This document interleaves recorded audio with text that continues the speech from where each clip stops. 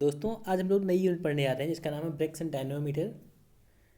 तो ये लास्ट हमारी यूनिट है। इसको पढ़ने से पहले हम लोग समझ लेते हैं कि फ्रिक्शन क्या है, क्योंकि बिना फ्रिक्शन के ब्रेक्स का कंसेप्ट समझना इज़ ऑलमोस्ट इम्पॉसिबल। तो हम लोग समझते हैं इसको कि फ्रिक्शन क्या है। कि फ्रिक्शन क्या है? फ्रिक्शन एक रजिस्टिंग फोर्स है जो कि always act in opposite direction of motion. ठीक है। और मतलब जो है जहाँ हमारा मोशन, अगर हमारी बॉडी मूव कर रही है इधर तो हमारा फ्रिक्शन फोर्स लगेगा यहाँ पे। ठीक है। दूसरा है ये जो है हमेशा सरफेस के पैरेलल में एक्ट करता है। ठीक है। तीसरा इसमें पॉइंट है, जब भी जहाँ जहाँ फ्रिक्शन होगा वहाँ पे लॉस ऑफ एनर्जी का कंसेप्ट भी होगा। ठीक है। फ्रिक्शन जो है की वजह से एनर्जी का लॉस होता है, तो उस लॉस को कम करने के लिए हमारा फोर्थ पॉइंट क्या है इसमें, कि हम इसमें लुब्रिकेशन करते हैं। ठीक है। उसके एनर्जी के लॉस को कम करने के लिए या फिर फ्रिक्शन का इफेक्ट कम करने के लिए।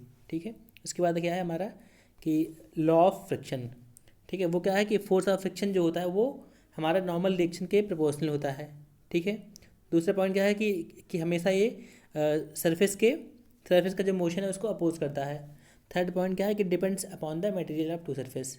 ठीक है। फ्रिक्शन फोर्स जो है वो हमारा जो सरफेस ऑफ कॉन्टैक्ट है वो किस मटेरियल का बना है इस पर डिपेंड करता है। ठीक है। और फोर्थ पॉइंट है हमारा कि independent of area of contact. मतलब एरिया ऑफ कॉन्टैक्ट हमारा कम हो या ज़्यादा हो इस पर डिपेंड नहीं करता है कि फोर्स ऑफ फ्रिक्शन कितना होगा। फोर्स ऑफ फ्रिक्शन डिपेंड करता है कि मास कितना, वेट कितना, इस पर डिपेंड करेगा, लेकिन हमारा जो है इस पर एरिया पे डिपेंड नहीं करता है। ठीक है। और ये इंडिपेंडेंट ऑफ स्लाइडिंग वेलोसिटी पे भी ये इंडिपेंडेंट होता है हमारा। ये कुछ पॉइंट्स है, इसको हमें याद रखनी है। ठीक है।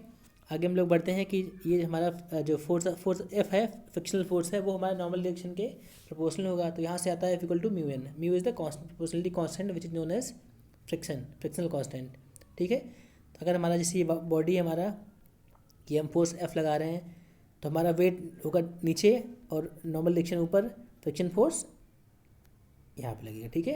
हमेशा जहाँ जिस भी डायरेक्शन में हमारी बॉडी मूव कर रही है उसके उल्टी डायरेक्शन में, उसके ऑपोजिट डायरेक्शन में हमारा फ्रिक्शन फोर्स लगता है। ये हम लोग पहले से भी जानते आए हैं। ठीक है। तो हम लोग आगे बढ़ते हैं इसमें।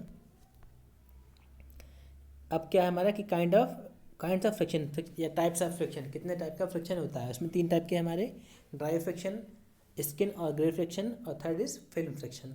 ठीक है। इसके नाम हम लोग एटलीस्ट याद रखें, दिमाग में रखें, बस खाली इतना काफ़ी है।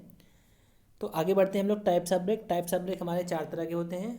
पहला है ब्लॉक्स और shoe brake, band and block brake, and fourth is internal expanding shoe brake. चार तरह के हमारे ब्रेक्स होते हैं। ठीक है। इसके टाइप 2 नंबर में पूछ सकता है कि what are different types of brake. तो इसको हम लोग ध्यान रखेंगे कि चार तरह के ब्रेक होते हैं और जिनके नाम ऐसे हैं। ठीक है। तो आगे हम लोग बढ़ते हैं इसमें कि ब्लॉक्स और शू ब्रेक हम लोग इसको पढ़ते हैं। ये थोड़ा सा इंपॉर्टेंट है हमारा। ठीक है। तो पढ़ते हैं आगे कि ब्लॉक्स आर शू ब्रेक। ठीक है। इट कंसिस्ट ऑफ ब्लॉक्स और shoe which is pressed against rotating drum. मतलब उसमें एक ड्रम होगा जो रोटेट करेगा हमारा। इसको हम ब्लॉक या फिर शू से हम इसको प्रेस करने की कोशिश करते हैं और इसमें एक लीवर लगा देंगे ताकि वो हमारा फोर्स कम से कम हो सके। ठीक है। तो ब्रेक का मतलब ये हमारा कि हम किसी मोशन को हम रिटार्ड कर रहे हैं या फिर इसको हम जीरो कर रहे हैं, अरेस्ट कर रहे हैं। ठीक है। ये हमारा इसका ब्रेक का मतलब हुआ। तो ठीक है। It consist of blocks and through, ये हो गया। दूसरा पॉइंट इसमें कि ये हमारा कि ये वाला कि the force on the drum is increase by using lever. ये हम लोग समझ चुके हैं। ठीक है। ये हमारा जैसे ये लीवर है, ये हमारा जो है शू है, ये ड्रम है। ठीक। ये पिवट है। यहाँ से फोर्स लगाएंगे या तो नीचे से ऊपर या फिर ऊपर से नीचे। ठीक है। आगे हम लोग बढ़ते हैं। ये हमारा इसका हम एफ बना के देखते हैं कि कैसे इसको हमें एनालाइज करना है। ठीक है। सबसे पहले हमने ड्रम का एफ बनाया, तो उसके ऊपर एक, जब भी हम एफ बनाते हैं तो हम उसके ऊपर लगने वाले फोर्स निकालते हैं। तो यहाँ इसके ऊपर एक रिएक्शन फोर्स है, यहाँ फ्रिक्शन फोर्स है। ठीक है। हमारा ये हमने इसमें मान लिया क्लॉकवाइज रोटेशन कर रहा है। ठीक। अगर ये क्लॉकवाइज रोटेट कर रहा है तो इसमें फ्रिक्शन कहाँ होगा? इसके उल्टी डायरेक्शन में, मतलब यहाँ पे। ठीक है। तो अगर यहाँ पे हुआ तो इससे अटैच मान लीजिए हमारा ये है शू और लीवर है, तो इस पर भी नॉर्मल डायरेक्शन ऊपर और फ्रिक्शन फोर्स अगर इस पर यहाँ लग रहा है तो इस पर कहाँ लगेगा? यहाँ लगेगा। ठीक है। पी फोर्स से हम इसको नीचे इसको प्रेस कर रहे हैं। सेम ऐसे अगर ये एंटी क्लॉकवाइज होगा तो क्या होगा? हमारा फ्रिक्शन फोर्स इधर लगेगा। जब इसमें इधर है तो इसमें क्या होगा? इधर होगा। ये आपको ध्यान रखना है। या इसको हम लोग याद करने के लिए ऐसे याद कर लें कि जैसे मान लीजिए आपका ये है। ठीक है। तो इसमें जिस भी डायरेक्शन में हमारा ये ड्रम रोटेट कर रहा है हमारा फ्रिक्शन फोर्स उधर ही लगेगा, ठीक है, क्योंकि अल्टीमेटली हमको लीवर पे जो है मोमेंट बैलेंस करना है, उससे ही चीज़ें निकल के आएंगी, ठीक। तो इसको हमको याद रखना है कि जिधर हमारा जिस भी डायरेक्शन में हमारा ये ड्रम रोटेट कर रहा है हमारा फ्रिक्शन फोर्स उसी डायरेक्शन में लगेगा, ठीक है। हम लोग आगे बढ़ते हैं इसमें कि अब जो है, हाँ, इसमें हमने मान लिया कि दो केस मानने, एक क्लॉकवाइज और एक anti clockwise rotation of drum, ठीक है। तो इसमें हमें क्या करना है कि ये ओ पॉइंट है, ओ के अबाउट हमें मूवमेंट को बैलेंस करना है, ठीक है। तो यहाँ से देखते हैं कि हाँ, यहाँ हमने किया गया कि clockwise movement equal to anti clockwise movement, ठीक है। यहाँ पे देखो आप P into L is clockwise और यहाँ पे फ्रिक्शन फोर्स, ठीक है, इनटू ये ए डिस्टेंस क्या है, ये ओ और यहाँ की डिस्टेंस है, ठीक है, ये वाली। तो F R friction force into a distance, ये भी clockwise, equal to anti clockwise movement which is reaction force into X. X कहाँ का डिस्टेंस है, ये यहाँ से, और यहाँ से ये एक्स डिस्टेंस है हमारा, ठीक है, एक्स है, क्लियर। तो यहाँ से निकल के आता है कि पी एल क्या होगा, P L equal to reaction force इधर चला गया, ठीक है, फ्रिक्शन फोर्स यहाँ चला है हमारा, तो and F R equal to mu N, ये हम जानते हैं कि friction force equal to mu into normal reaction force. तो यहाँ से निकल के हमने आर एन कॉमन ले लिया रिएक्शन फोर्स, तो ये हमारा निकल के आ गया कि हाँ हमें इतना फोर्स चाहिए, ठीक है, this is the required force to apply the brake, clear. इसको आप ध्यान रखिएगा। हम लोग आगे बढ़ते हैं इसमें। ये दूसरा कंडीशन है जब हमारा ड्रम क्लॉकवाइज रोटेशन कर रहा है, तो सेम काम करते हैं, हमें मूवमेंट बैलेंस करना है, ठीक है। ये चीज़ हर एक क्वेश्चन में करना है, आपको ध्यान रखना है, मूवमेंट बैलेंस करना है। और दूसरी पॉइंट इसमें ध्यान रखनी है कि हम फ्रिक्शन फोर्स उधर ही लेंगे जिधर ब्लॉक हमारा रोटेट कर रहा है, ठीक है। क्यों? क्योंकि जो ड्रम है हमारा उस पर जो है हम डायरेक्शन ऑफ मोशन के उल्टी डायरेक्शन में लगेगा। अगर हमारा ये ड्रम है ये घूम रहा है इधर, तो इसके ऊपर फ्रिक्शन फोर्स यहाँ लगेगा, ठीक है, और जो ऊपर हमारा ये शू है इसके ऊपर यहाँ लगेगा, ठीक। इसलिए जो है हम इसमें जिस भी डायरेक्शन में हमारा ये ड्रम मूव कर रहा है उसी डायरेक्शन में हम फोर्स को भी लेंगे, फ्रिक्शन फोर्स को, ठीक है। ये हो गया आपका P into L equal to, यहाँ clockwise movement equal to anti clockwise movement.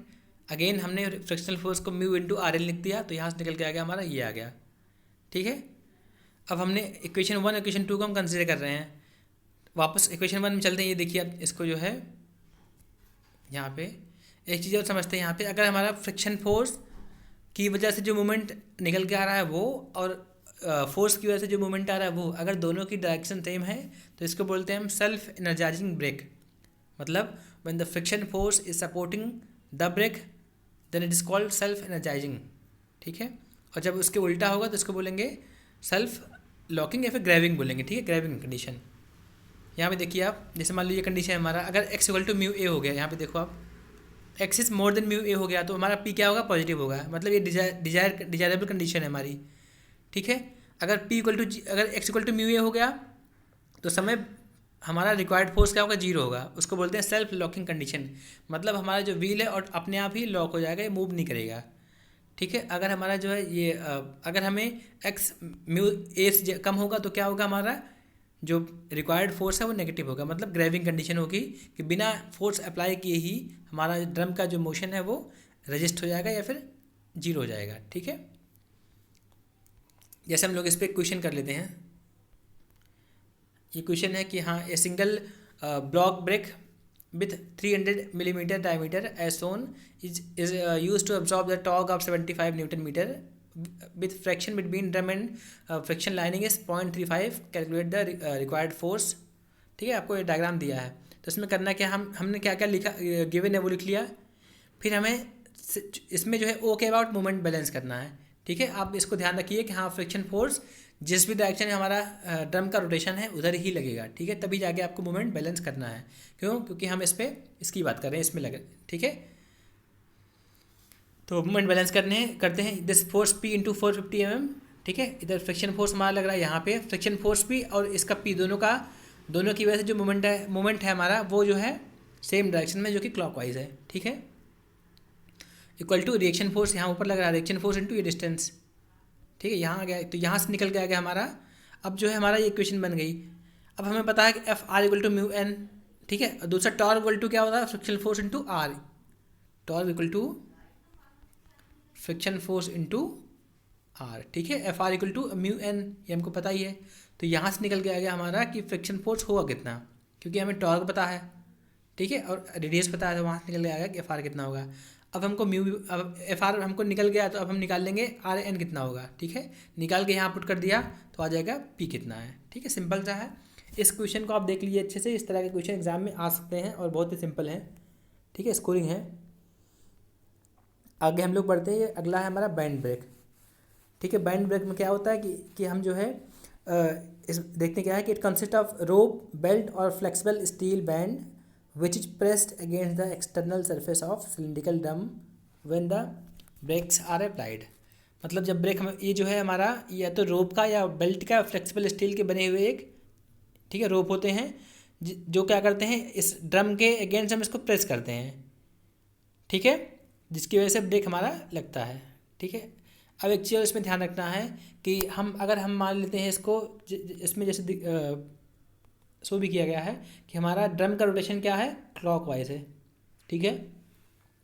अब इसमें हमें T1 और T2 शो करना है, तो T1 हमेशा हम या ऐसे समझें कि अगर हम इसमें और इसमें कंपेयर करें तो हमारा अगर ये क्लॉकवाइज रोटेट कर रहा है तो इस वाले हमारे जो है इसमें थ्रेड में क्या होगा, हमारा जो टेंशन है वो ज़्यादा होगा, ठीक है, T1, तो इसको हम T1 शो करेंगे। इस वाले साइड में हमारा टेंशन कम होगा, उसको T2 शो करेंगे।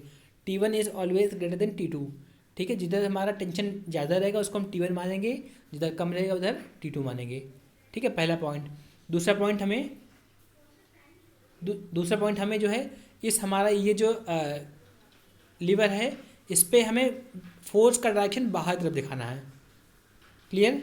मूवमेंट लेते समय हमें इस आर्म पे या इस लीवर पे डायरेक्शन ऑफ फोर्स हमेशा बाहर की तरफ दिखाना, तभी जाके मूवमेंट हमें लेना है, क्योंकि ब्रेकिंग की हर एक कंडीशन में हम लीवर पे ही लगने वाले फोर्स की बात कर रहे हैं, ठीक है। एक बात ये हुई। दूसरी बात ये है कि हम जो है ब्रेकिंग टॉर्क कितना होगा हमारा T1 minus T2 into R, मतलब difference of tension into radius of drum, ठीक है। T1 क्या है, tension in the tight end T2 is the tension in the loose end, ठीक है। और T1 upon T2 equal to ई की power mu theta, ये हमको पता है पहले से, ठीक है। अब उसके बाद हम मोमेंट को बैलेंस कर देंगे। ये हमारा FBD है उसका लीवर का, हमने इसके ऊपर मोमेंट को बैलेंस कर दिया, तो क्या होगा कि friction force F into L equal to T2 into B distance है ये वाला, ठीक है, और इक्वल टू T1 इंटू ए। अगर आप देखो यहाँ पे ये फ्रिक्शन फोर्स और ये T2 की वजह से हमारा क्लॉकवाइज मूवमेंट हो रहा है और T1 की वजह से एंटी क्लॉकवाइज, ठीक है। या इसके क्वेश्चन एग्जाम में आते हैं, इसको आप अच्छे से समझ लीजिए। तो यहाँ से हमारा फोर्स निकल के आएगा कि फोर्स कितना होगा हमारा, क्लियर। आगे बढ़ते हैं हम लोग।